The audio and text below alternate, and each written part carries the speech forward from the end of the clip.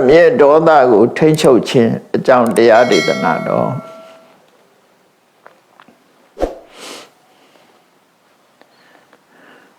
လူတွေမှာစင်ထာဝရစိတ်ကြည်လင်းနေတာမဟုတ်ဘူးအာယုန်တွေကလည်းအကောင်းနဲ့တွေ့တယ်လို့အဆိုးနဲ့လည်းတွေ့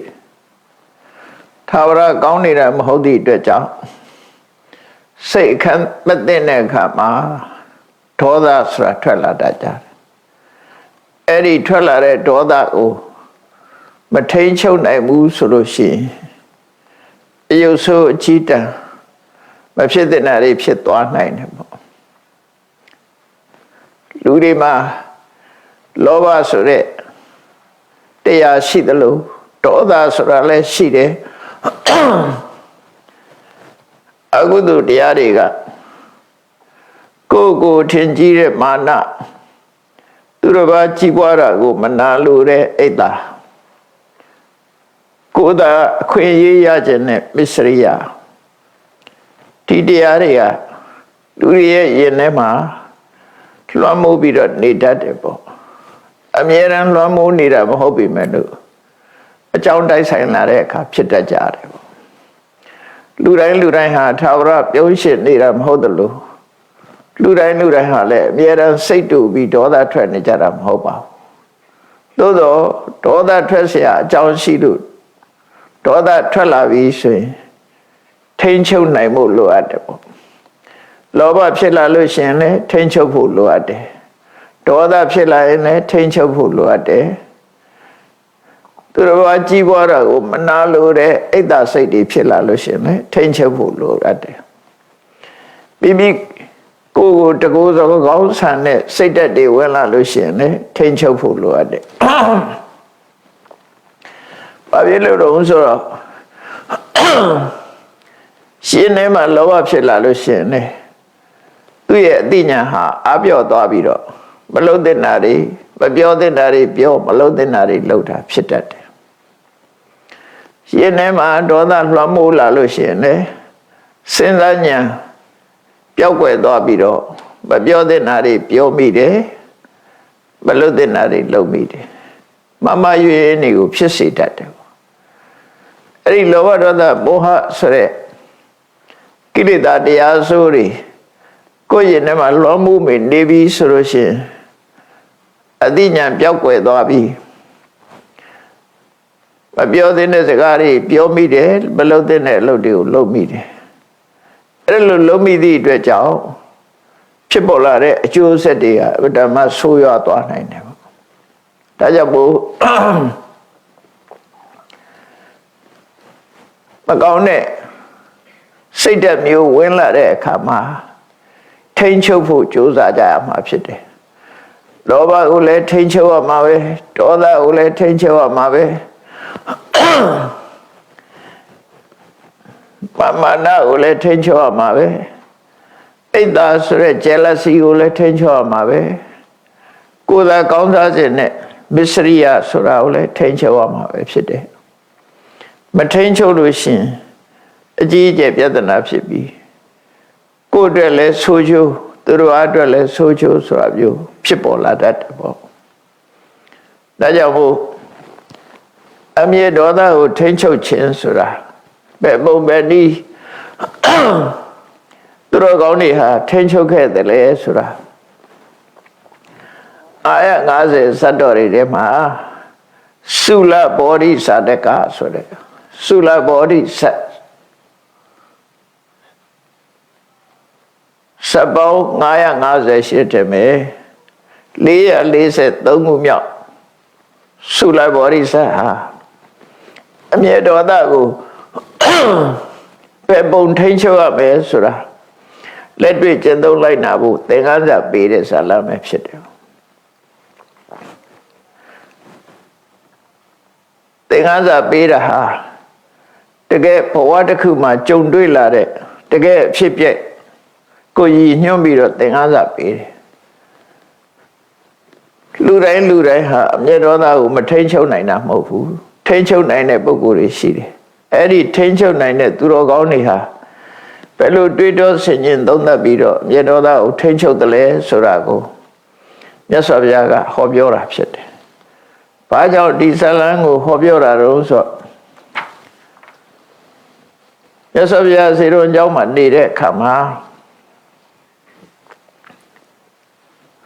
သာသနာပေါင်းဝင်ရောက်ပြီးတော့ယဟန်ပြုလာတဲ့ယဟန်တော်တစ်ပါးဟာပင်ကိုစေရအရာဒေါသအမတန်ကြီးတယ်။ထိတ်တဲ့ဆိုဒေါသဖြစ်တတ်တယ်။ဒါကစရိုက်ဝါဒနာဆိုတာဘဝမှာပါလာတတ်တယ်။စိတ်တူတတ်တဲ့လူဟာဘာပြောလိုက်ဒေါသဖြစ်ပေါ်လာတတ်တာပေါ့။စိတ်ဆိုးတယ်မြဲထွက်တယ်ဒေါသဖြစ်တယ်ဆိုတာနည်းနည်းလေးပြောလိုက်လေမခံနိုင်စိတ်နဲ့ဒေါသဖြစ်လာတယ်အဲ့လိုစိတ်တူတာကောင်းမလားဆိုမကောင်းဘူးပေါ့စိတ်တူတာအရာမှာစိတ်တူတာမကောင်းလားဆိုမကောင်းလူလောကမှာတူနဲ့တူဆက်ဆက်တဲ့အခါမှာအပြောမခံပြီးစိတ်တူနေတဲ့ပုဂ္ဂိုလ်တွေဟာအမှန်တမ်းတကူဒီအထီးကျန်တဲ့သဘောမျိုးကိုရောက်စေတတ်တယ်အဲ့ဒီယဟန်တော်တစ်ပါးဟာသင်္ကန်းဝတ္တိလင်္ကစားသူကနည်းနည်းလေးမှအပြောမခံဘူးသူရင်ထဲကဒေါသကိုသူထိန်းချုပ်နိုင်စွာမရှိဘူးဘယ်သူကပြောလိုက်သူမကြိုက်တာဆိုရင်ထောင်းငနဲ့ဆိုဒေါသဖြစ်တယ်အဲ့ဒါနဲ့မြတ်စွာဘုရားကအဲ့ဒီယဟန်ကိုခေါ်ပြီးတော့ဆုံးမတယ်ယဟန်ဒေါသဆိုတာထိန်းချုပ်ရမှာဖြစ်တယ်ကောဒေါနာမဝါရိတဘောကိုယ့်ရင်ထဲမှာမြေဒေါသဖြစ်လာလို့ရှင်တားမြစ်ရမယ်ထိန်းချုပ်ရမထိန်းချုပ်ဘဲနဲ့လွတ်ထားလို့မရဘူးကောင်းတာနဲ့မကောင်းတာနှစ်ခုရှိတဲ့အထက်ပဲမကောင်းတဲ့စိတ်နေသဘောထားတွေရင်ထဲဖြစ်လာလို့ရှင်ထိရမှာပဲလူတွေကကိုယ့်ကိုထိမှုမကြိုးစားကြဘူးအများဖြင့်သူများကိုထိဖို့ပဲကြိုးစားကြတယ်လူတယောက်တို့ထိမ့်သိမ်းဆောက်ရှောက်နိုင်တော့လည်းပဲကိုယ့်ရင်ထဲကအကုသိုလ်တရားတွေဖြစ်လာတာကြတော့ထိမ့်သိမ်းနိုင်စွာမရှိကြဘူးမတားမြစ်နိုင်စွာမရှိကြဘူးတားမြစ်ဖို့လည်းမကြိုးစားကြဘူးအများအဖြစ်အဲ့တော့အရေးကြီးတာသူများထိန်းချုပ်ဖို့တဲ့ကိုယ့်ရင်ထဲမှာဖြစ်နေတဲ့ဒေါသကိုထိန်းချုပ်နိုင်ရမယ်အိတ်သားဆိုတဲ့ jealousy ကိုလည်းထိန်းချုပ်ရမယ်မာမနာတွေလည်းထိန်းချုပ်ရမယ်လောဘလည်းထိန်းချုပ်ရမယ်မစ္စရိယဆိုတဲ့ကိုကြိုးစားတဲ့စိတ်ကိုလည်းထိန်းချုပ်ရမယ်အဲ့တော့ဒီယဟန်ဟာသူ့ရဲ့အကျင့်စရိုက်ကထိတ်ကနေရှိစိတ်တူတတ်တယ်အများနဲ့နေတဲ့အခါမှာဒီအပြောမခံလို့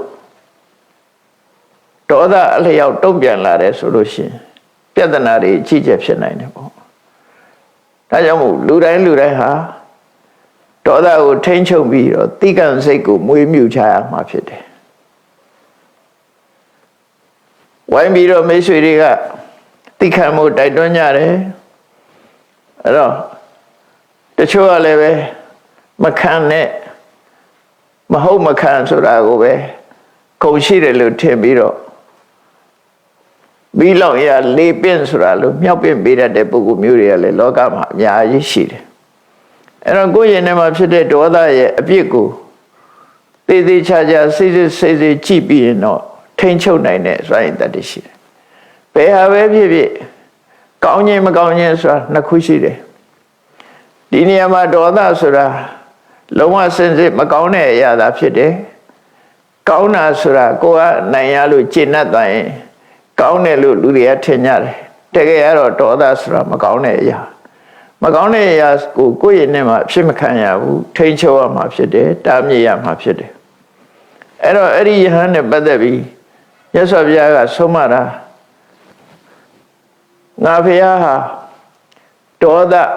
မထွက်အောင်အမြဲတမ်းဟောပြောတဲ့ဒေါသကိုထိန်းချုပ်ဖို့တိုက်တွန်းတဲ့တရားဓမ္မကိုဟောပြောတာဖြစ်တယ်ဒီလိုအဆုံးအမမှာသာသနာ့ဘောင်ဝင်ရောက်ပြီးတော့ယဟန်ပြုတာဖြစ်ပါလေတဲ့နဲ့ဘာဖြစ်လို့ကိုယ်ဒေါသကိုမထိန်းနိုင်ရမှာလဲဖေ ုန်းကြီးဝတ်တယ်ဆိုတာကိုယ့်ရဲ့လောဘဒေါသမောဟကိလေသာတွေကိုထိမ့်သိမ့်မှုဘုန်းကြီးဝတ်တာပဲဖြစ်တယ်လောကလူတွေဆိုတာလေကိုယ့်ရင်ထဲကမကောင်းတဲ့စိတ်တွေကိုထိန်းချုပ်နိုင်ရမယ်ထိန်းချုပ်နိုင်မှသူတော်ကောင်းဆိုတာဖြစ်တယ်ရှေးတုန်းကပညာရှိတွေဟာသူတို့ရဲ့ဒေါသကိုထိန်းချုပ်နိုင်စွမ်းရှိခဲ့ကြတယ်ဆိုတာကိုမြတ်စွာဘုရားကသင်္ကန်းစာပေးတဲ့အနေနဲ့ဒီသုလဘောဓိစက်ကိုဟောတာဖြစ်တယ်နော်ဘုရားရဲ့ရှေးဘဝအတိတ်ဘဝသာဓကဆိုတာသာတံဘူတံကာယတိတိသာဓကံလို့ဆိုတဲ့အတိုင်းတကယ်ဖြစ်ပျက်ခဲ့တဲ့ရှေးကတကယ်ကြုံခဲ့ရတဲ့အဖြစ်ပြက်တစ်ခုကိုသင်္ကန်းစာပေးတဲ့အနေနဲ့ဟောပြောတဲ့ဒေသနာကိုသာဓကဒေသနာလို့ခေါ်တယ်အဲ့ဒါကိုပဲမြန်မာတွေကသာဓကကိုကြည့်ပြီးစက်လို့နာမည်ပေးကြတာအဲ့ဒီစကားလုံးကိုပဲပြတ်ဆက်တို့အကဆက်တို့ဆိုတဲ့စကားလုံးတွေထွန်းလာကြတယ်ပေါ့နော်အငိမ့်တို့ပြတ်ဆက်တို့ဆိုတဲ့ဇလန်းတို့ဆိုတာတွေကတကယ်တော့ဘုရားဟောတဲ့ဇာတကဆိုတာတကယ်အဖြစ်ပြက်စိတ်ကူးကြံစည်ထားတဲ့အရာမဟုတ်ပဲနဲ့တကယ်အဖြစ်ပြက်ကိုမြတ်စွာဘုရားဟောတာအဲ့တော့တကယ်အဖြစ်ပြက်ဆိုတာလောကကြီးမှာဆန်းကျဲတယ်စိတ်ကူးရင်လှုပ်တဲ့ဟာတွေကလည်းပြားသောအဖြစ်တကယ်အဖြစ်ပြက်ကိုအခြေခံပြီးတော့တွေးတောကြံစည်ပြီးရေးသားကြတာဖြစ်တယ်ပေါ့ဖြစ်ပြက်ဆိုတာရှိခဲ့တယ်ဒါကြောင့်မြတ်စွာဘုရားကဒေါသကိုထိန်းချုပ်ခဲ့တဲ့ရှေးသူတော်ကောင်းတွေရဲ့စံနမူနာကိုထိုယဟန်သဘောပေါက်လောက်အောင်စိတ်ဝင်စားအောင်ဟောပြောတာဖြစ်တယ်ဘဝတစ်ခုမှာဒီ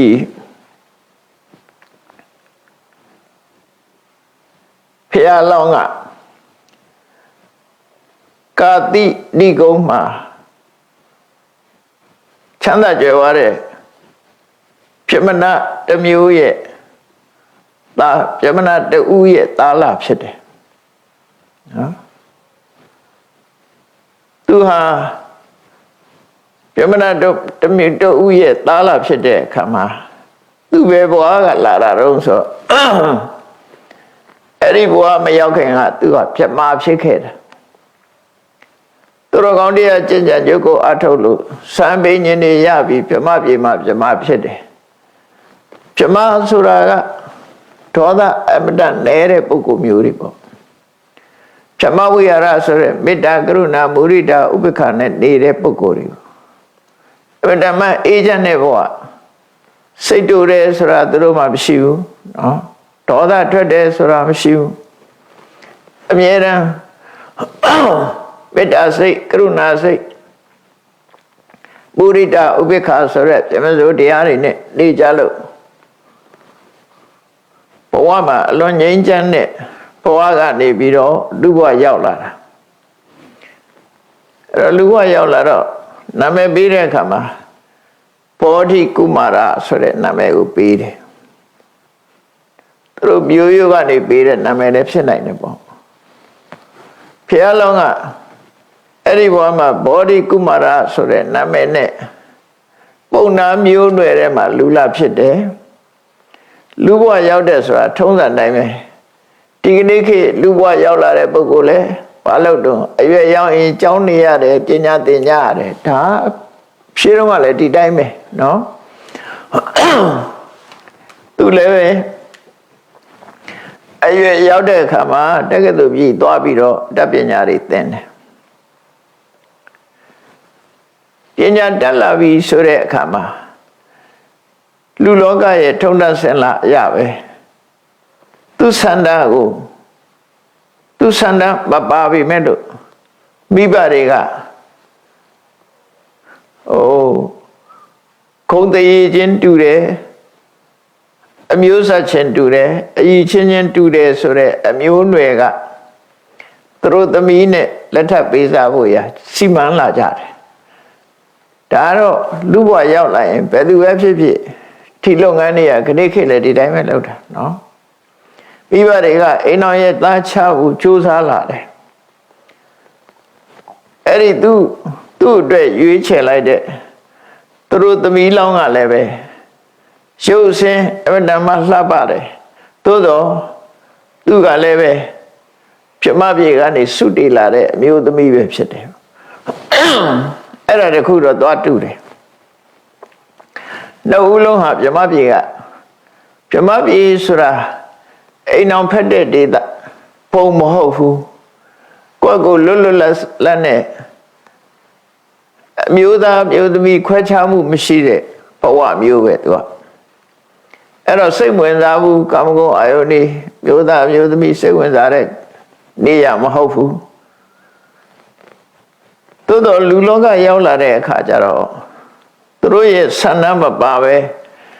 မိဘဆိုတာ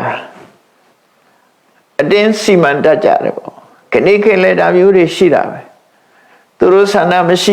ရှိလင်ကသာမိဘတွေကအတင်းစီမံကြတယ်အတင်းစီမံလို့ပြဿနာဖြစ်သွားတာလည်းရှိတယ်သို့တော့သူတို့နှစ်ဦးကတော့အစရတဲ့ကစိတ်ဓာတ်အေးချမ်းကြတဲ့ပုဂ္ဂိုလ်တွေဆိုမိဘတွေကအတင်းစီမံပြီးတော့အာဝါဟဝိဝါဟဆိုတဲ့မင်္ဂလာပွဲကိုကျင့်ပလိုက်ကြတယ်နှစ်ယောက်စလုံးမှာ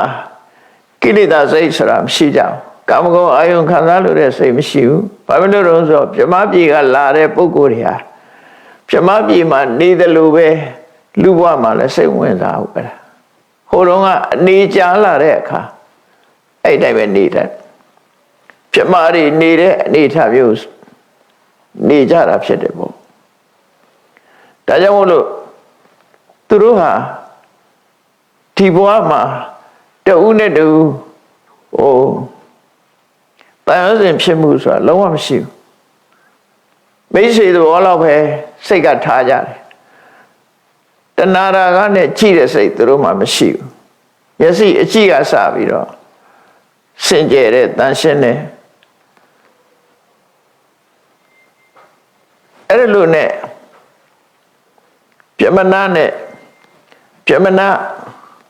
မိသားစုအတိုင်းဝိုင်းထဲမှာသူတို့သားသမီးနှစ်ဦးကိုထိမ်းမြတ်လက်ထပ်ပေးတော့မိဘတွေရဲ့ဆန္ဒကိုမတွန်းလှန်ခြင်းလို့သူတို့ဟာမောင်နှမလို့ဆက်ဆံရေးနဲ့နေထိုင်ကြတယ်မောင်နှမဆက်ဆံရေးနဲ့ပဲနေထိုင်ကြတယ်မိဘတွေ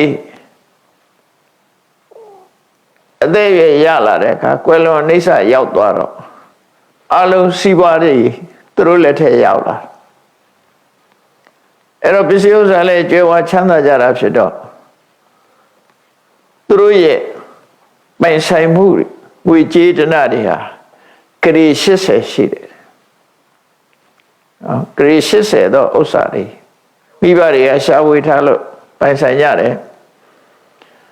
အဲ့ဒီမိဘတွေရဲ့ကွယ်လွန်နှိစ္စရောက်သွားလို့တင်းကြွခြင်းကိစ္စလုပ်ပြီးတဲ့အခါမှာဘောဓိကုမာရကသူနဲ့ထိမ်းမြန်းလက်ထပ်ထားတဲ့ဖြစ်မနီးမြို့သမီးကိုပြောဆိုတယ်ဒီနေ့ကစပြီးတော့ဟောဒီဂရေ80သောဥစ္စာကိုမင်းကိုငါလွှဲမယ်အကုန်လုံးနော်အဲ့ဒီဂရေ80သောပစ္စည်းဥစ္စာတွေကိုမင်းအပိုင်ဖြစ်လွှဲပေးမယ်မင်းချမ်းချမ်းသာသာနေပြီတော့လို့ပစ္စည်းဥစ္စာလွှဲဖို့တိုင်ပင်တဲ့အခါမှာသူနဲ့လက်ထပ်ထားတဲ့ပုံနေမှအမျိုးသမီးကရှင်ကဘာလို့မလို့လဲလို့ဆိုတော့ငါကဒီပစ္စည်းတွေငါမလို့ချင်ဘူးငါအတွက်လည်းမလို့အပ်တော့ငါကဟိမန္တတောင်ဘက်ကိုတောထွက်ပြီးတော့ရသေးဝတ်ပြီးကိုယ့်ရဲ့ဘဝကိုကိုယ့်ကိုယ်ထိန်းကြောင်းတော့မယ်လို့ဆိုတော့အဲ့ဒီသူရဲ့ဇနီးကပြန်မေးတယ်ရဟန်းဝတ်တဲ့ယသိဝတ်တဲ့ဆိုတာယောက်ျားတွေသာဝတ်လို့ရတာလားမျိုးသမီးတွေရောဝတ်လို့မရဘူးလားဆိုမျိုးသမီးတွေဝတ်လို့ရပါတယ်ဆိုရင်ဒါဆိုလို့ရှိရင်သင်တို့စွန့်ပစ်တဲ့ တွေးကိုငါမခံယူနိုင်ပါဘူးဒီပစ္စည်းဥစ္စာတွေသူလည်းမလို့ချင်ပါဘူးသူလည်းရသေးဥပမယ်တို့အဲ့ဒီလိုနှုတ်နဲ့တုံးနဲ့တူပစ္စည်းပြောဆိုရင်ကနေပြီးတော့နှစ်ဦးလုံးကစိတ်ဝင်စားဘူးမိဘတွေလက်ထက်တုန်းကလည်းသူတို့လုံးမလို့ရဘူးမိဘတွေကြွေးထားတာပဲစားဒီပစ္စည်းတွေသူတို့စီမံရမယ်ဆိုတော့တယောက်ကမှမလုပ်ချင်ကြမလုပ်ချင်တော့အဲ့ဒါဆိုလဲတို့နှစ်ယောက်ကောင်းပြီဒီပစ္စည်းတွေကိုအကုန်လုံးလှူဒန်းပေးကန်လိုက်တယ်အလှူကြီးပေးလိုက်တယ်အလှူကြီးပေးပြီးတော့တောထွက်သွားကြတယ်နှစ်ယောက်စလုံးဒါရှေးကချမ်းသာတဲ့ပုဂ္ဂိုလ်တွေကဒီလိုလှုပ်လိလှုပ်ထားရှိကြတာပေါ့နော်တောထွက်သွားတယ်တောထွက်သွားပြီးတော့တောတဲ့တနေရာသာသာရရှိတဲ့နေရာမှာသင်္ကန်းကျောင်းဆိုရသေးကျောင်းလေးတွေဆောက်ပြီးတော့တောထဲမှာတီးတဲ့တစ်သီးဝလံနေဒါတွေကိုရှာကြံပြီးတော့တစ်သီးစားတဲ့တစ်သီးစားပြီးဘဝကိုရပ်တည်ကြတယ်လို့သူတို့ဆိုလို့နော်တောထဲမှာတစ်သီးစားပြီးတော့နေကြတာအဲ့လိုနဲ့တောထဲမှာကရှိတဲ့တစ်သီးဝလံနေစားပြီးတော့10 နှစ်ကြာသူတို့နှစ်ယောက်ဟာကိုเจ้าလေးနဲ့ကိုတူနဲ့တူဖော်ပြုတ်ပြီးတော့10 နှစ်ကြာနေကြတယ်သို့တော့တူပေါ်တူတဏှာကတန်ရောစဉ်မရှိတော့လည်းပဲတူနဲ့တူကျင်နာမှုကတော့ရှိကြတယ်ပေါ့မေတ္တာရှိတယ်ကရုဏာရှိတယ်မုဒိတာရှိတယ်ဖြစ်ပစိုးတရားနဲ့မိတ်ဆွေသဘောသူတို့ဟာအတူတကွတော်ထဲမှာနေကြပြီတုံးနဲ့တူကူညီမှုတော့ပြုကြတယ်သို့တော့ကိုယ်သင်္ကန်းကြောင်းနဲ့ကိုနေကြတယ်အဲ့လိုနှုတ်နေတဲ့အခါမှာတပ္ပထကျင့်စဉ်ကိုကျင့်မိမယ်လို့သူတို့ဆံရတဲ့ပုဂ္ဂိုလ်ဖြစ်မရောက်ဘူးသို့တော့ယဟန်ဘုရားလွတ်လွတ်လပ်လပ်နဲ့နေရတဲ့ရသေးယဟန်ဘုရားမှာ10 နှစ်ကြာနေထိုင်တော့တောထဲမှာတစ်သီးဝလံညှိပဲစားပြီးတော့နေတဲ့အခါယောဂတစ်မျိုးဖြစ်တတ်တယ်စားတတ်မရတဲ့အခါမှာလူတွေယောဂဖြစ်တတ်တယ်လို့ပြောတယ်အဲ့ဒီတော့ကတော့ဟိမွန်တာမှာစားရှိသလားမရှိဘူးလားတော့မသိဘူးကနေ့ခေတ်တော့ဟိမွန်တာစားဆိုပြီးတော့ရောင်းတာတွေရှိတယ်ရှိကောင်းတော့ရှိနိုင်တာပေါ့နော်သို့တော့ရသေးတွေဟာတည်တည်ရွေ့စားပြီးတော့တချို့တည်းတွေကျတော့ပြုတ်စားမှာပေါ့လေအဲ့လိုနဲ့အသက်ရှင်နေတဲ့အခါစားမပါတဲ့အစားအစာတွေစားရပါများတဲ့အခါမှာယောဂတစ်မျိုးဖြစ်တတ်တယ်တဲ့ကျုံလီဖြော့တော့တဲ့ယောဂမျိုးတွေအဲ့ဒီယောဂမျိုးတွေဖြစ်လာတဲ့အခါမှာသူတို့ဟာလူတွေနေတဲ့မြို့တွေရွာတွေဘက်ကိုလာပြီးတော့စားနဲ့ချက်တဲ့စားပါတဲ့ဟင်းတွေကိုစားပြီးတော့ကိုယ်ကျမ်းမာရေးကိုပြန်ပြီးတော့တိဆောက်ကြရတယ်လို့ဆိုတယ်ဗမာပြည်မှာလည်းသစ်သီးစားကျင့်တဲ့ပုဂ္ဂိုလ်တွေကြားဘူးတယ်ဘယ်လောက်ထိအောင်သစ်သီးစားပြီးတော့နေနိုင်တယ်လဲဆိုတာတော့မသိဘူးလုံးဝစားမစားပဲနဲ့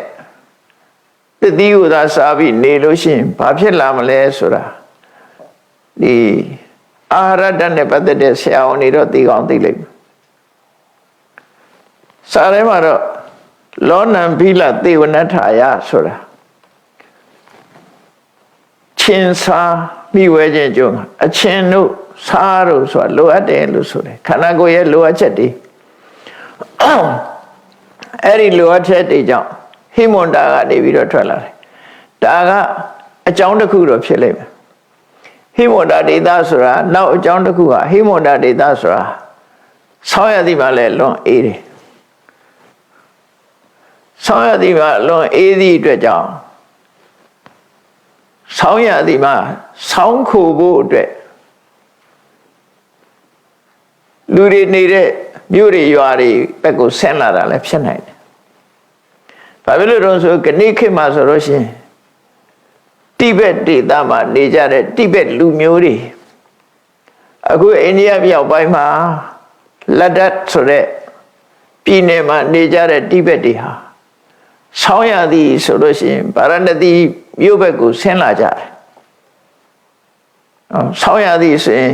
ဗုဒ္ဓဂယာတို့ဗာရာဏသီတို့လာပြီးတော့တိဘက်တွေဟာအဲ့ဒီမှာလာနေကြတယ်ဆောင်းကျွတ်တော့တစ်ခါပြန်တက်သွားကြတယ်သူတို့ဟိမဝတ္တမှာဆောင်းရသည်ကအလွန်အေးတာအလွန်အေးတော့ဆောင်းခိုဖို့အတွက်လာတာလည်းဖြစ်နိုင်တယ်ပေါ့နော်ဒါဘို့ယသိတွေဟာဆောင်းရသည်ရောက်လို့ရှိရင်အောက်အနိဗ္ဗာန်ကိုဆင်းလာကြပြီးတော့မြို့တွေရွာတွေမှာလှည့်လည်ပြီးတော့နေထိုင်ကြတယ်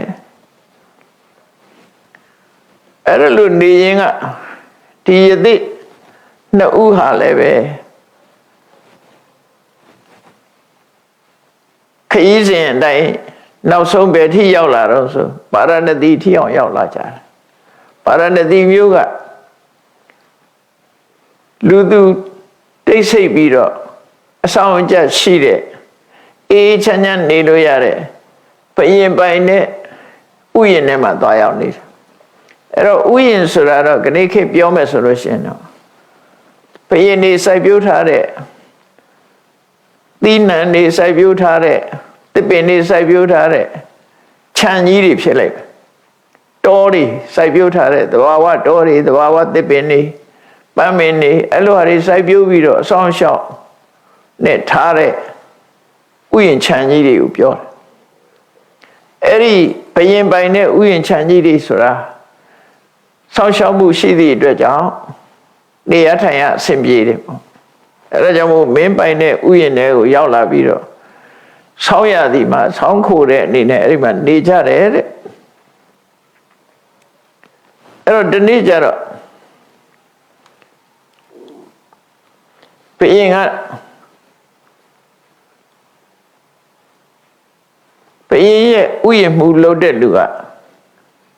ဥယျာဉ်ထဲမှာထွက်တဲ့တစ်သီးဝလံပန်းမှန်တွေကို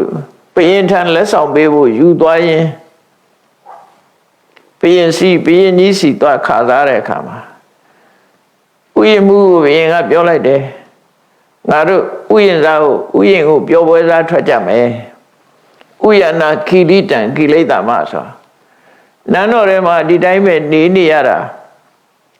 လူဆိုတာအဆောက်အဦကြီးထဲမှာအကြာကြီးနေရရင်ညီးဝိတ်လာတယ်ပေါ့ဒါကြောင့်မို့တောထဲမှာထွက်မယ်ဥယျာဉ်ဆိုတဲ့တောထဲမှာငှက်တွေရှိတယ်တိရစ္ဆာန်တွေရှိတယ်သဘာဝတောတောင်တွေဖန်တီးထားတာတွေရှိတယ်အလှဆင်ထားတဲ့ဥယျာဉ်မဟုတ်ဘူးဒါတွေကဥယျာဉ်ဆိုလို့ရှိရင်တော့ပြုပြင်ပြီးတော့အလှဆင်ထားတာမဟုတ်ဘဲနဲ့ခြံကြီးတွေလို့ပြောခြင်းပြောလို့ရနော်တောအုပ်ကြီးတွေပေါ့ဘယင်တွေစောင်းရှောက်ထားတဲ့တောအုပ်ကြီးတွေသဘာဝတောအုပ်ကြီးတွေအဲ့တောအုပ်မှာငှက်တွေလည်းရှိကြတယ်သားသမီးတွေလည်းရှိကြတယ်ရှေးအိုင်တွေလည်းရှိတယ်ပန်းမျိုးစုံတွေလည်းရှိတယ်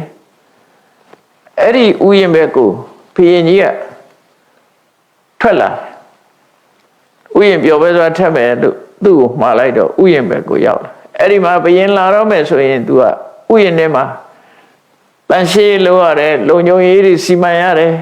ဘယင်သွားမဲ့နေရာတွေအကုန်လုံးဥယျာဉ်မှုဆိုတာတကယ်ကတော့အဲ့ဒီဥယျာဉ်လုံခြုံရေးဆွမ်းရှောက်ရတဲ့ပုဂ္ဂိုလ်တွေပေါ့ तू ကတော့ခေါင်းဆောင်ပေါ့အဲ့ဒီဥယျာဉ်မှုဆိုတဲ့ပုဂ္ဂိုလ်ကဘယင်လာလို့ရှိရင်အဆင်ပြေဖို့အတွက်အလုံးပြင်ဆင်ထားတယ်အနေကဲမှုအတွက်အလုံးပြင်ဆင်ထားတော့ဘယင်ကြီးကအဲ့ဒီဥယျာဉ်ကိုနောက်လိုက်နောက်ပါအချမ်းရံများစွာနဲ့ဥယျာဉ်ကိုပြောဝဲစားထွက်လာတယ်ပေါ့အဲ့ဒီအချိန်မှာခုနကယသိနှစ်ဦးဘောဓိကုမာရယသိနဲ့လူဘွားကဇနီးဖြစ်တဲ့ယသိမတို့ဟာဥယျာဉ်ထဲမှာသူတို့လည်းအေးချမ်းချမ်းတဲကြောင်လေးတွေနဲ့ဆောက်လုပ်ပြီးတော့နေထိုင်ကြတယ်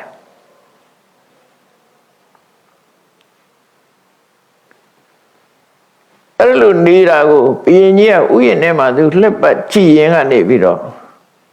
ရှစ်သိကျောင်းနေဘက်ကိုရောက်သွားတယ်ရှစ်သိနှစ်ဦးဟာတဲကျောင်းလေးတွေနဲ့တဲကျောင်းဆိုတာတော့နေဖြစ်ုံလေးဆောက်ထားတဲ့ဟာတွေဖြစ်ပါလေနော်ကာယံအိန္ဒိယမှာဆိုတော့တဲပုတ်ကလေးတွေနဲ့နေတဲ့လူတွေအများကြီးရှိတယ်သူတို့လည်းနေဖြစ်ုံအမိုးကာလေးနဲ့ဆောက်ထားတာလေးတန်တန်ပြတ်ပြတ်နဲ့လဲကျင်းပြီးတော့တိပြည့်နီးမှာတဲလေးနှလုံးနဲ့နေထိုင်တဲ့ယသိတွေကိုဘုရင်ကြီးကဥယျာဉ်နဲ့လှက်ပတ်ရင်ကြည့်တော့အကြည့်တော့ဒီဥယျာဉ်ထဲမှာနေတဲ့ယသိမလေးကအသက်အရွယ်ကလည်းဒီလောက်အကြီးအရွယ်ရှိသေးတယ်ပေါ့နော်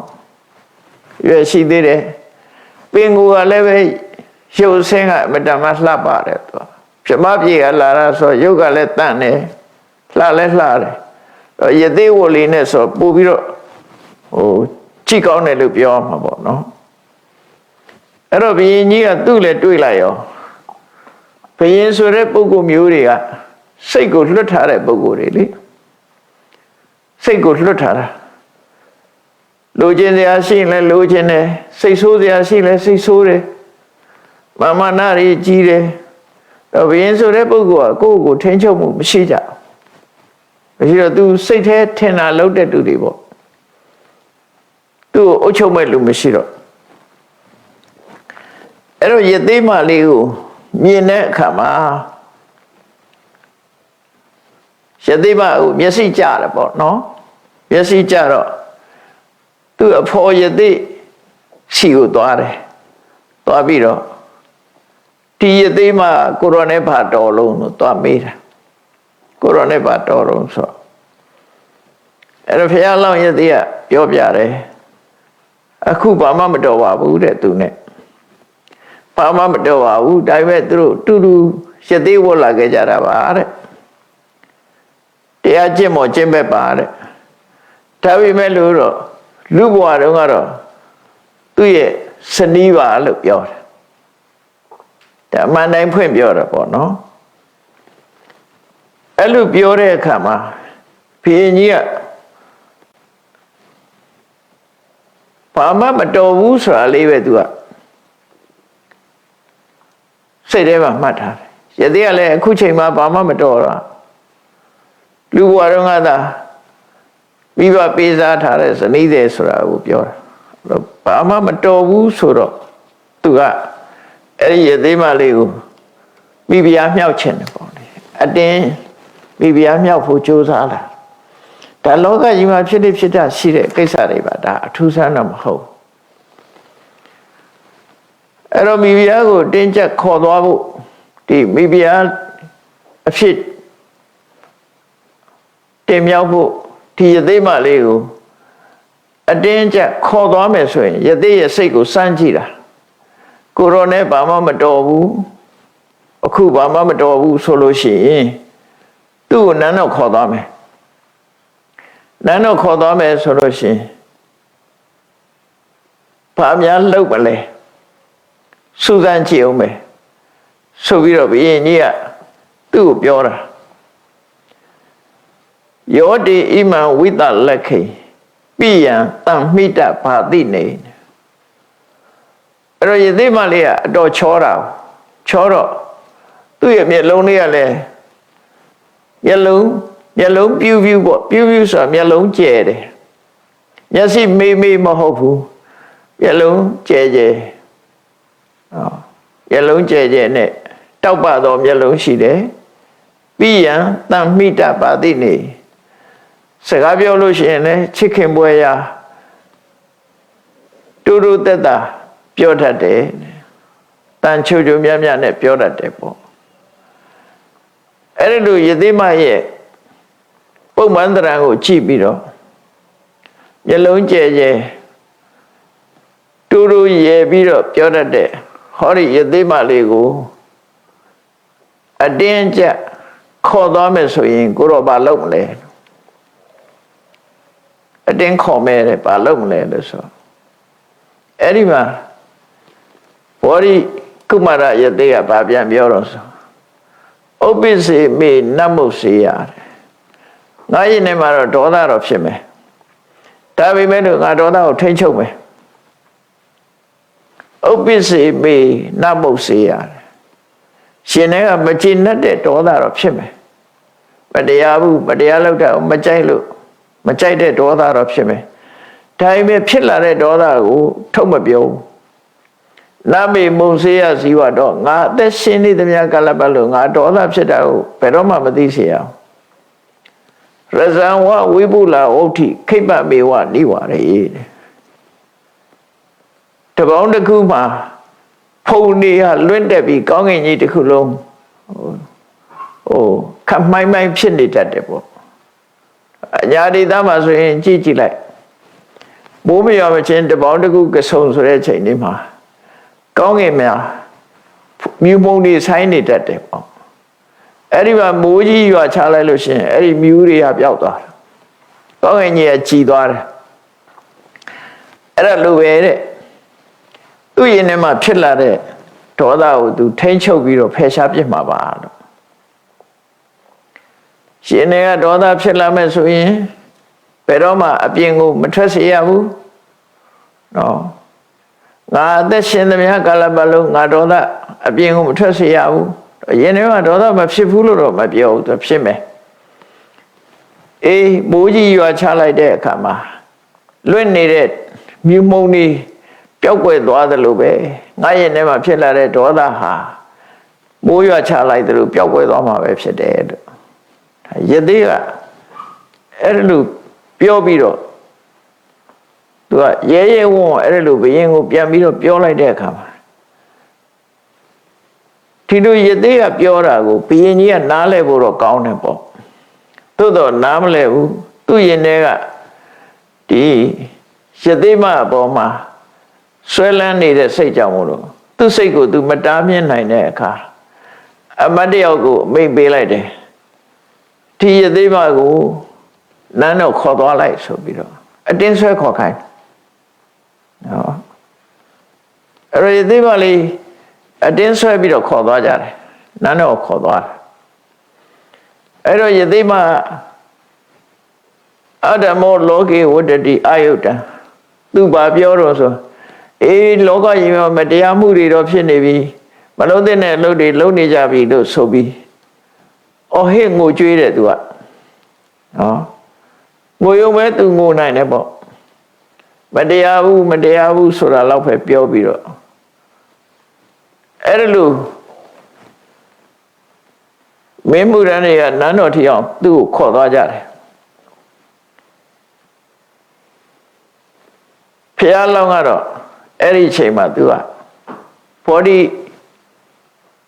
ကုမာရယသိကတော့ခေါ်သွားတဲ့အခါမှာတစ်ချက်ပဲလှမ်းကြည့်လိုက်ပြီးနောက်ထပ်ငုံပြီးတော့သူသင်္ကန်းပဲသူချုပ်နေတယ်ယသိဝတ်စုံကိုချုပ်နေတယ်အဲ့နဲ့ချုပ်ရတယ်ပေါ့သူတို့နောက်ထပ်မကြည့်တော့သူတို့ခေါ်သွားတာကိုသူကဘာမှဝင်မပြောဘူးဒီတိုင်းပဲနေလိုက်တယ်ဘုရင်ကလည်းပဲအဲ့ဒီနန်းတော်ကိုအတင်းကျပ်ခေါ်ခိုင်းသွားပြီးတော့အခန်းတစ်ခန်းထဲမှာလှောင်ထားလိုက်တယ်လှောင်ထားပြီးတော့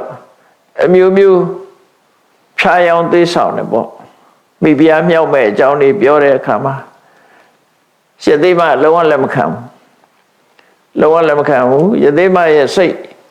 ပြောင်းလဲအောင်သူမတတ်နိုင်တော့ယသိဒီအခန်းတစ်ခန်းထဲမှာလှောင်ပိတ်ထားပြီးတော့ဘုရင်ကြီးကငါဆွဲခေါ်လာတဲ့အခါဟိုကြံရတဲ့ယသိကဘယ်လိုနေသလဲဆိုတာသူသိချင်တယ်အတင်းကျပ်ခေါ်လာတော့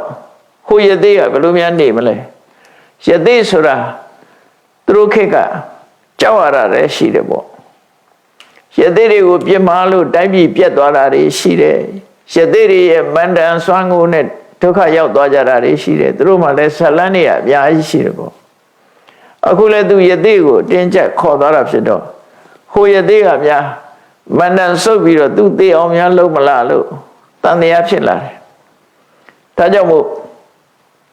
ငါသွားကြည့်မယ်ဆိုပြီးအ အချမ်းရနဲနဲနဲ့ဥယျာဉ်ကိုပြန်သွားတယ်ပြန်သွားတော့ဘောဓိကုမာရမင်းသားယသိကသူ့ဝိုးကိုသူချုပ်ပြီးတော့နေတယ်တယောက်တည်းပဲတိတ်တိတ်ဆိတ်ဆိတ်ချုပ်ပြီးတော့နေတယ်ဘုရင်ကြီးကလည်းအချမ်းရနဲနဲနဲ့လူနဲနဲနဲ့သွားတာသွားပြီးတော့ခြေသံမပေးဘဲနဲ့ခြေသံမကြားအောင်ဖြည်းဖြည်းလေးချင်းကပ်သွားပြီးအဲ့လိုအနိနာရောက်သွားတော့မှပဲဘောဓိကုမာရယသိကဘုရင်ကြီးကိုလုံးဝမကြည့်ဘူးသူသင်္ကန်းမဲ့သူချုပ်နေ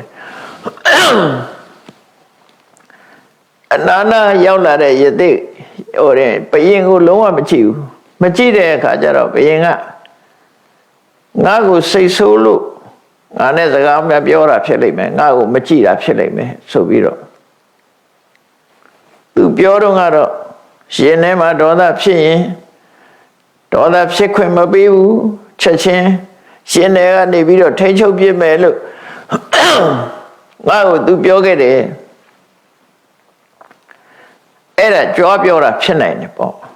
သူတကယ်ပဲသူဒေါသကိုသူထိန်းချုပ်နိုင်သလားဆိုတာဘုရင်ကြီးကမေးတယ်သူ့ကိုယသိကိုတက်ရိုက်မေးတော့ရှံနုပုပ်ပြီးဝိကတ်ထိတ်တော်ပလံမိဝအပတိတော်ကိုရောကရခင်တော်ကဒေါသကိုလုံးဝထိန်းချုပ်မယ်လို့ကိုရောပြောခဲ့တယ်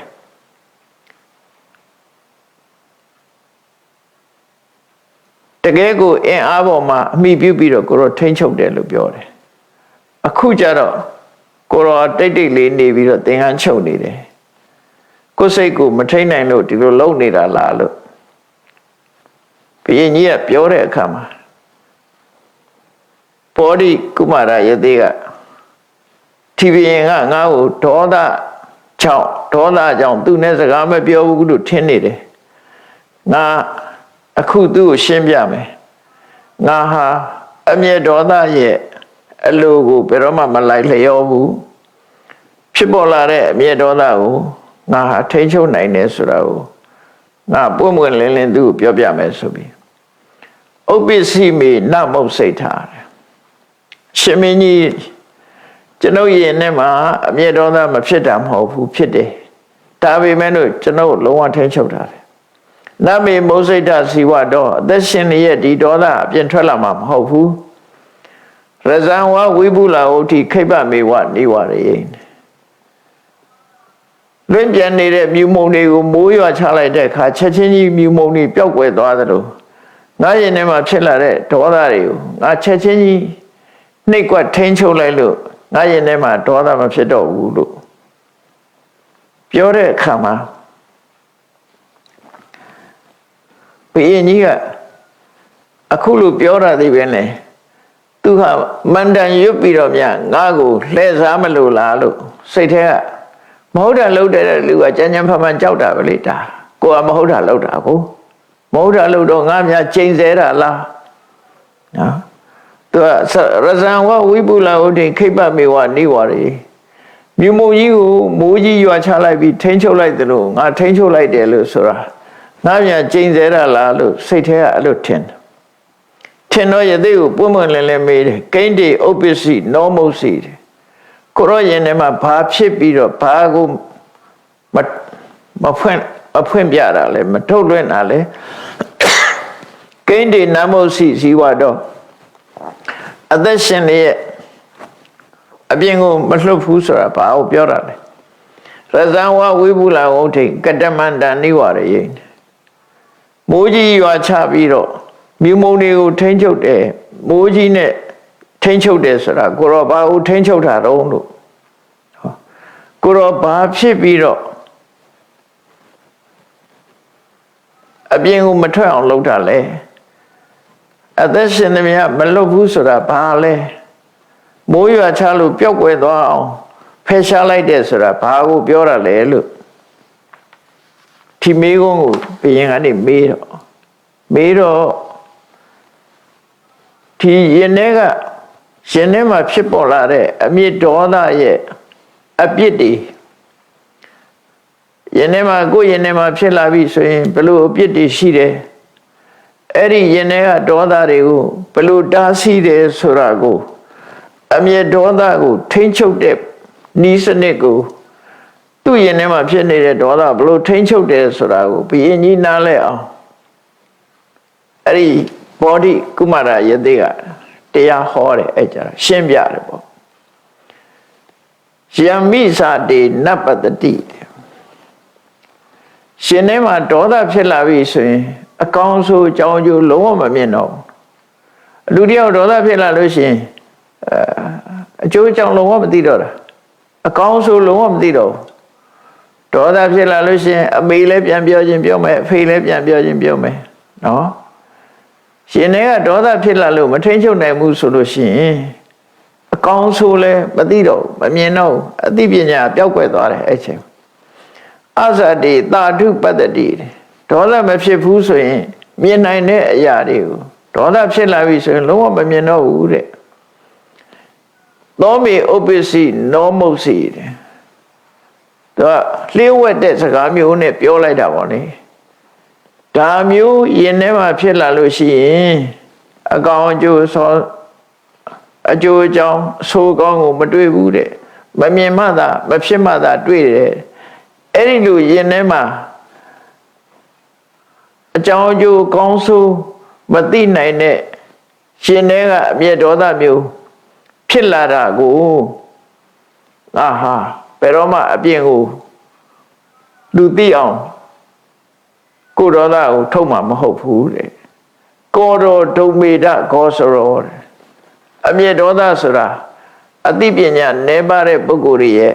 အလေးအထားတစ်ခုသာဖြစ်တယ်ဒါမှတ်သားစရာပေါ့နော်သူဖြစ်လာလို့ရှိရင်ကောင်းတဲ့အကောင်းဆုံးမမြင်တော့ဘူးအဲ့ဒီအကောင်းဆုံးကိုမမြင်နိုင်တဲ့အမျက်ဒေါသမျိုးကိုသူ့ရင်ထဲကဖြစ်လာအောင်တော့ထိန်းချုပ်မယ်အဲ့ဒီကောရဆိုတဲ့အမျက်ဒေါသဟာအသိပညာကင်းမဲ့တဲ့ပုဂ္ဂိုလ်ရဲ့လုံးလိလှုပ်ထားရှိတဲ့အသိပညာကင်းမဲ့တဲ့ပုဂ္ဂိုလ်ကသာမထိန်းချုပ်ဘဲနဲ့ထားလိုက်ထားတဲ့အရာမျိုးသာဖြစ်တယ်လို့သူထိန်းချုပ်တာတခြားမှမဟုတ်ဘူးသူ့ရင်ထဲကဒေါသကိုထိန်းချုပ်တာလို့သူပြောတာရှေနသာတေနနန္တာတိအမိတ္တာဒုက္ခမေတိနောအဲ့ဒီအမျက်ဒေါသဆိုတဲ့သဘာဝတရားဟာတဲ့ကိုယ့်ရဲ့ဒုက္ခရောက်မှုကိုလူချင်းနေကြတဲ့ရန်သူတွေကတော့ဒီလူတွေဒီအမျက်ဒေါသကြောင့်လူတွေဟာဒုက္ခရောက်ကြတာ哦အဲ့ဒီလိုဒုက္ခရောက်ကြောင်းဖြစ်တဲ့ဒေါသမျိုးဖြစ်ပေါ်လာပြီဆိုလို့ရှိရင်ရန်သူတွေကသဘောကျတယ်တဲ့ရန်သူရဲ့အကြိုက်ဖြစ်တယ်လို့ပြောတာလူတယောက်ဒေါသဖြစ်ပြီးမရှုနိုင်မကယ်နိုင်ဖြစ်နေရန်သူကကြိုက်တယ်သူစိတ်ဆိုးပြီးတော့ပျက်စီးသွားတာဟောရန်သူကကြိုက်တယ်အဲ့လိုဆိုလိုတာ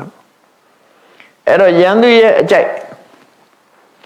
ဒေါသဖြစ်တဲ့ပုဂ္ဂိုလ်တယောက်ဟာရုပ်ပျက်ဆင်းရဲဖြစ်တယ်ဒေါသဖြစ်ပြီးဆိုရုပ်ပျက်ဆင်းရဲဆိုတာဘာပြောတာတုံးဆိုကိုယ်ရင်ထဲဒေါသကိုမထိန်နိုင်လို့ရှိရင်လူတယောက်ဟာမျက်နှာကြီးနီးရဲမျက်ထောက်ကြီးနီးရဲပြီးတော့သူများကိုဆဲဖို့ဆိုဖို့ခုံမှုပေါက်ဖို့တွေဖြစ်လာနောက်ဆုံးကျအတန်တော်မထွက်နိုင်အောင်ဖြစ်လာဒေါသကြီးလာပြီဆိုရင်အတန်တော်မထွက်နိုင်ရုပ်ပျက်ဆင်းရဲတွေအကုန်ဖြစ်လာတယ်အဲ့ဒီလိုသူရုပ်ပျက်ဆင်းရဲဖြစ်နေတာကိုကိုယ့်ရဲ့ဒုက္ခကိုမြင်ကျင်တဲ့မိတ်ရန်သူတွေကတော့သဘောကျတယ်သဘောကျတယ်ရုပ်ပျက်ဆင်းရဲဖြစ်သွားတာကိုသဘောကျတယ်သောမေဥပ္ပစီနောမုတ်စီကောတော်ဒုံမေဒခောစရောအသိဉာဏ်မရှိတဲ့ပုဂ္ဂိုလ်တွေသာဖြစ်လိဖြစ်တာရှိတဲ့ဒီဒေါသသူ့ရင်ထဲမှာဖြစ်လာရင်သူကထိန်းချုပ်မယ်လုံးဝထိန်းချုပ်စီလုံးဝတားမြစ်မယ်ပေါ့ဒီဟာတွေနဲ့ဆိုလိုတဲ့သူဆိုလိုတာကဘာကိုပြောလို့တာလဲဆိုရင် ယံသူအကြိုက်ဒုက္ခရောက်စေတဲ့ဒေါသမျိုးငါလည်းမခံငါရဲ့နေမှာဖြစ်เสียအောင်ငါထိန်းချုပ်မယ်ဟောဒီလိုပြောချင်တာပေါ့နော်ယံသူအကြိုက်ဒုက္ခရောက်စေနိုင်တဲ့ဒေါသငါရဲ့နေမှာဖြစ်မခံဘူးတဲ့ယတပိစစာယမဏ္ဏပိတတ္ထနာဝဘုစတိလောကမှာဒေါသဆိုတဲ့တရားဖြစ်လာလို့ရှိရင်ကိုကျိုးစီးပွားကိုလည်းနားမလဲတော့အဲ့ဒါလို့ကိုကျိုးစီးပွားတောင်မှမသိနိုင်အောင်လွှမ်းမိုးကြီးစွပြီးတော့ကိုယ်ဒုက္ခပေးရတဲ့ဒေါသမျိုးကိုယ့်ရဲ့နေမှာဖြစ်လာလို့ရှိရင်လုံးဝတက်ခံပြီးတော့ထားမှာမဟုတ်ဘူးတဲ့ချက်ချင်းနှိပ်ကွက်ပြီးတော့တားဆီးပြမှာဖြစ်တယ်ဒါဒေါသရဲ့အပြစ်တွေကိုပြောနေတာတော့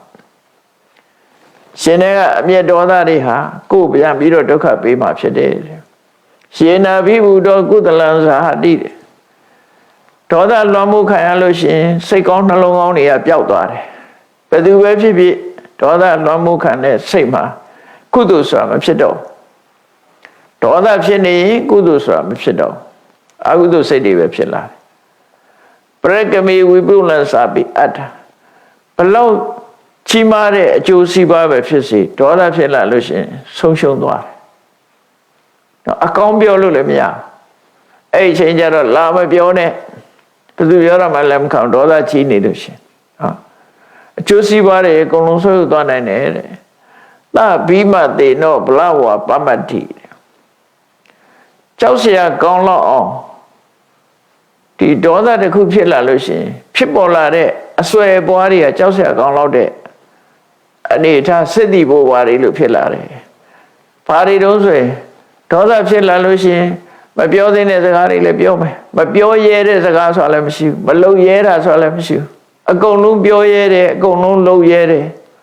နော်အရှက်ဆိုတာလည်းလုံးဝမရှိတော့အဲ့လိုဆိုလို့အဲ့ဒါကိုပြောတာဘိမတေနောဘလဝပမတ္တိသူကအင်အားကောင်းလာတဲ့အခါမှာလူစိတ်ကိုလွှမ်းမိုးထားပြီးတော့ဘာမှမပြောရဲတာမရှိဘူးမလုပ်ရဲတာမရှိဘူးဆိုဖြစ်လာတယ်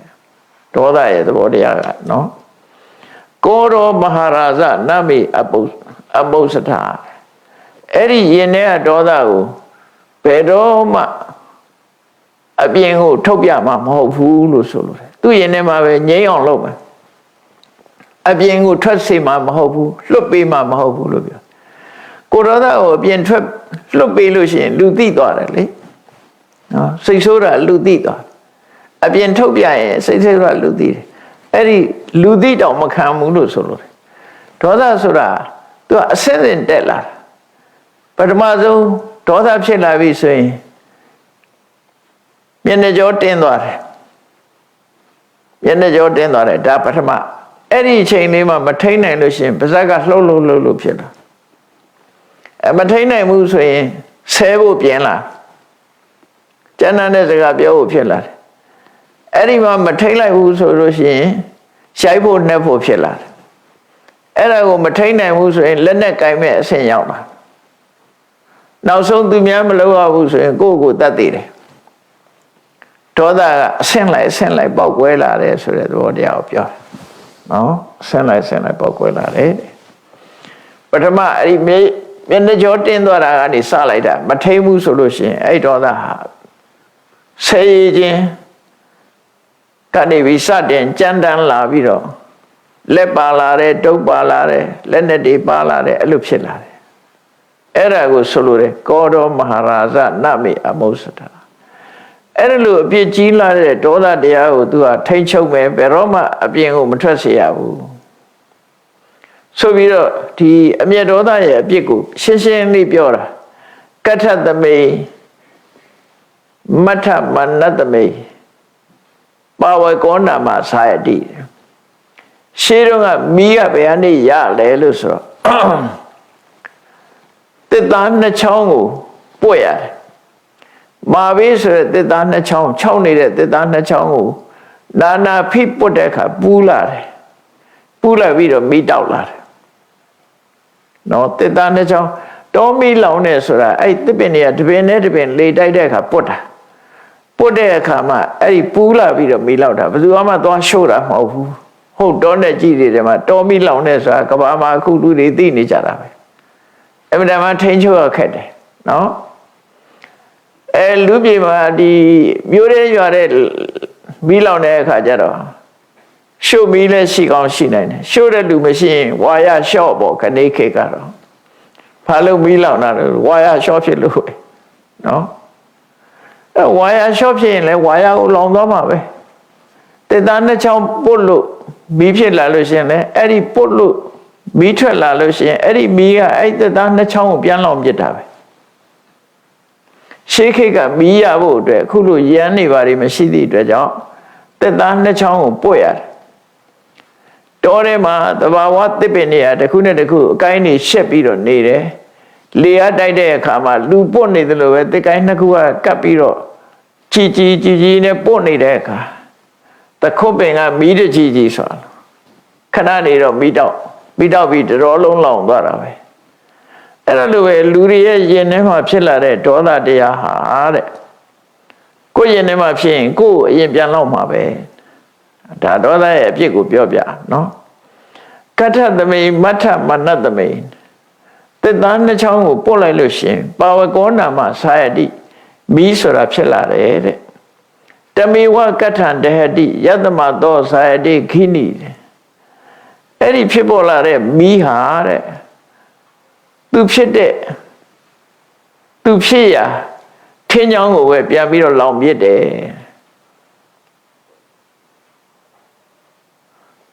ကိုဖြစ်စည်းတာတွေကြတော့ခုခေတ်ပါသုံးလို့ဆိုရင်ပစိယိုးလို့သုံးရတယ်အဲ့ဒီသဘောပဲမီးကလည်းပဲတစ်သားကဖြစ်လာတဲ့မီးဒီတစ်သားကိုပဲပြန်လောင်တာဘာနဲ့ဥပမာတူလို့ဆိုတန်ကိုတန်ကြီးတက်လို့ရှင်တန်ကြီးကတန်ကိုပြန်စားတယ်နော်တန်ကြီးသည်တန်ကိုအမိပြုတ်ပြီးတော့တန်ချေးဆိုတာဖြစ်တယ်အဲ့ဒီတန်ကြီးသည်တန်ကိုပဲပြန်စားဖြစ်တယ်အဲ့ဒါလိုပဲမီးကလည်းပဲသူထင်းကိုဆွဲပြီးလောင်းရင်အဲ့ဒီထင်းကိုပဲဖျက်ဆီးပြစ်တယ်ထို့တူပဲလူရဲ့တဏ္ဍာမှာဒေါသဖြစ်လို့ရှင်အဲ့ဒီဒေါသသည်လူကိုပဲပြန်လောင်းပြစ်တယ်လို့သူဆိုလို့တယ်ဒါဒေါသရဲ့အပြစ်တွေကိုသူပြောပြတာနော်ယတမသောသာယတိခိနိဧဝံမန္တတပောတတပါဠတအဝိသနာတော်စဉ်းစားဉာဏ်ကင်းမဲ့တဲ့ပုဂ္ဂိုလ်တွေဟာတဲ့ဒေါသဖြစ်လာပြီဆိုလို့ရှိရင်လူတွေကတာရမ္မဆိုတာမင်းကဆဲရင်ငါရိုက်မယ်မင်းကတုံးနဲ့ရိုက်ရင်ငါဓာတ်နဲ့ခုတ်မယ်မင်းကဓာတ်နဲ့ခုတ်ရင်ငါတနတ်နဲ့ပြစ်မယ်ဆိုရင်အဲ့ဒါတာရမ္မလို့ခေါ်တယ်တာရမ္မဆိုရင်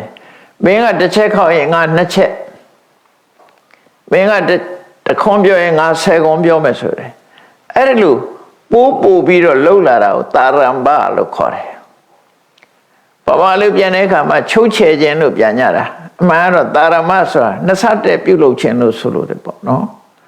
ဒေါသဖြစ်လာတဲ့လူကနှစ်ဆတဲ့ပြုလုပ်လာသူကဒုံနဲ့ရရင်ကိုကဓာတ်နဲ့ပြန်ခုံးမယ်ဆွဲတာမျိုးတော့အဲ့ဒီတာရမဒေါသဖြစ်လာလို့ရှင်အဲ့ဒီတာရမဖြစ်လာတဲ့ဒေါသဟာကိုပဲပြန်ပြီးတော့လောင်နေတဲ့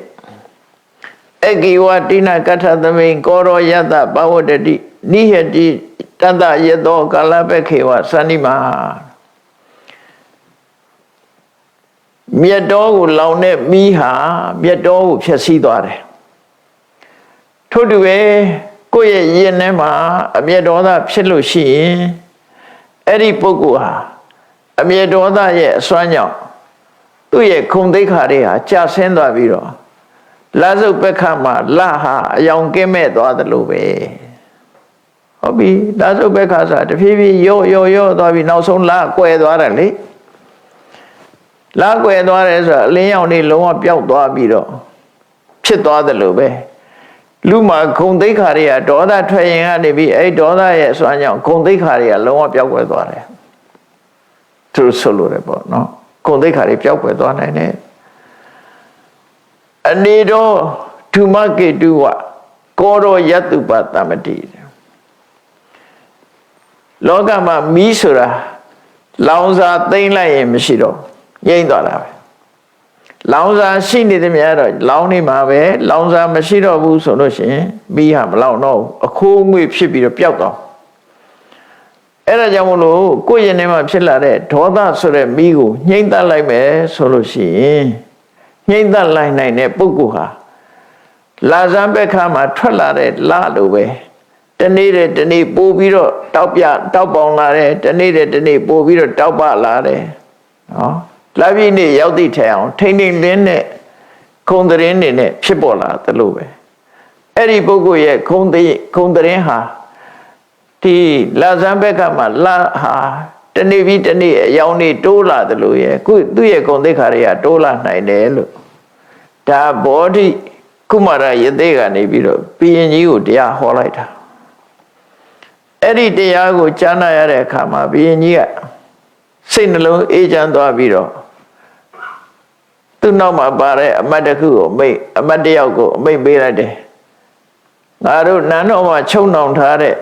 ရှသေးမကိုပြန်ခေါ်လိုက်ခေါ်ပြီးတော့ပြန်ပြီးတော့လွတ်ပေးလိုက်တယ်ပေါ့နော်အရှင်ဘုရားရဲ့ဒေါသရှင်ရဲ့ဒေါသကိုထိန်းချုပ်တာကိုသိရသည့်အတွက်ကြောင့်အရှင်ဘုရားရောယသိမရောဒီမှာဥယျာဉ်ထဲမှာအေးချမ်းချမ်းနေပါသူတောင်းဝန်ယူပြီးတော့အလုံးကိုဆောင်းလျှောက်ပေးပါမယ်လို့ဘုရင်ကြီးက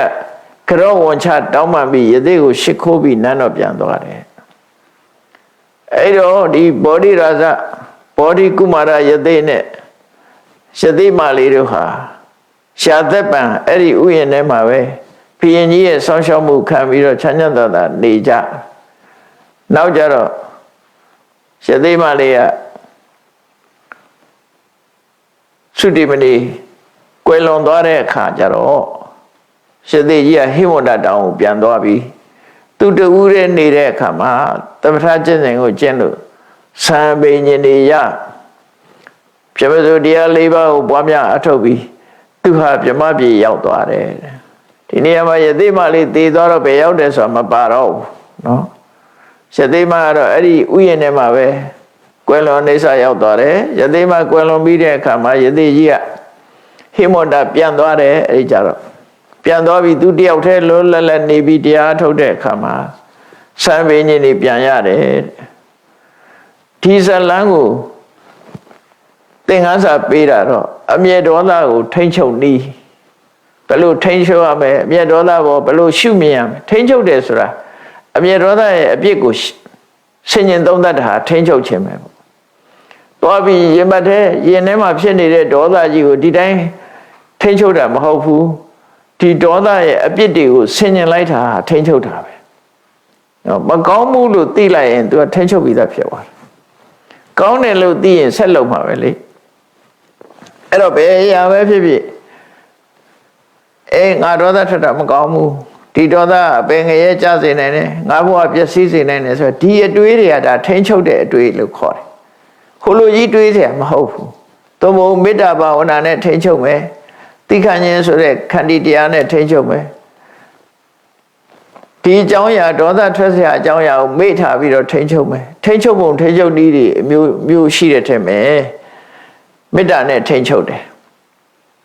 အတွေးနဲ့ထိမ့်ချုပ်တယ်မှန်ကန်တဲ့တွေးတောဆင်ခြင်မှုတွေနဲ့ထိမ့်ချုပ်တယ်အဲ့တော့ငါဒါမထိမ့်လို့ရှိရင်ငါဘဝပျက်စီးလိမ့်မယ်သိရင်ငရဲရောက်လိမ့်မယ်စသဖြင့်ဒါလည်းထိမ့်ချုပ်တာအဲ့လိုအတွေးနဲ့ထိမ့်ချုပ်တယ်လို့လူတိုင်းဟာကိုယ့်ရဲ့ထဲမှာအမျက်ဒေါသမဖြစ်ဘူးဆိုတာမရှိဘူးအကြောင်းအရာဆိုတာဖြစ်လာနိုင်တယ်ဖြစ်လာလို့ရှိရင်အခုလိုတွေးပြီးတော့ထိမ့်ချုပ်ရမှာဖြစ်တယ်ဆိုတာကိုသင်္ကန်းစာပေးလို့ရင်းဖြစ်ပါတယ်ဒီတရားကိုဟောလိုက်တဲ့ဒီသင်္ကန်းစာကိုအဓိကအကြောင်းပြုပြီးဟောတဲ့ဒေါသကြီးတတ်တဲ့ယဟန်ဟာအနာဂံအဆင့်ကိုရောက်ရှိသွားပါတယ်တဲ့အဲ့ဒီတော့ကယသိမလေးကတခြားသူမဟုတ်ဘူးတဲ့ရှာဟုလာမဲတော်ယသောတရရဲ့ဘဝတစ်ခုသာလည်းဖြစ်တယ်ပါရဏသီဘုရင်ကတော့တခြားသူမဟုတ်ဘူးတဲ့ရှင်အနန္ဒာရဲ့အတိတ်ဘဝတစ်ခုပဲဖြစ်တယ်အဲ့ဒီဘောဓိကုမာရယသိဆိုတာတခြားသူမဟုတ်ဘူးငါရဲ့အတိတ်ဘဝပဲဖြစ်တယ်လို့မြတ်စွာဘုရားက ဇက်ကိုပြန်ပေါင်းပြီးတော့ဒီဇလန်းကိုထုတ်ဖော်ဟောကြားတာဖြစ်ပါတယ်တရားချစ်ခင်သူတော်စင်ပြိဿပေါင်းတို့ဒီဇလန်းရဲ့အဓိကသင်္ကန်းစာပေးတာတော့အမျက်ဒေါသကိုဘယ်လိုထိန်းချုပ်ရမလဲဆိုတာကိုသင်္ကန်းစာပေးခြင်းဖြစ်လို့အကြောင်းတစ်ခုခုကြောင့်ကိုယ့်ရဲ့ထဲမှာဒေါသဖြစ်လာလို့ရှင်ဒီအချက်လက်တွေကိုမှတ်သားတွေးတောပြီးကိုယ့်ရဲ့ထဲကဒေါသကိုထိန်းချုပ်အောင်ထိန်းချုပ်နိုင်အောင်ကြိုးစားအားထုတ်ကြမှဖြစ်တယ်လို့ကိုယ်စီတတိထား၍ကြိုးစားအားထုတ်နိုင်ကြပါစေကုန်သတည်း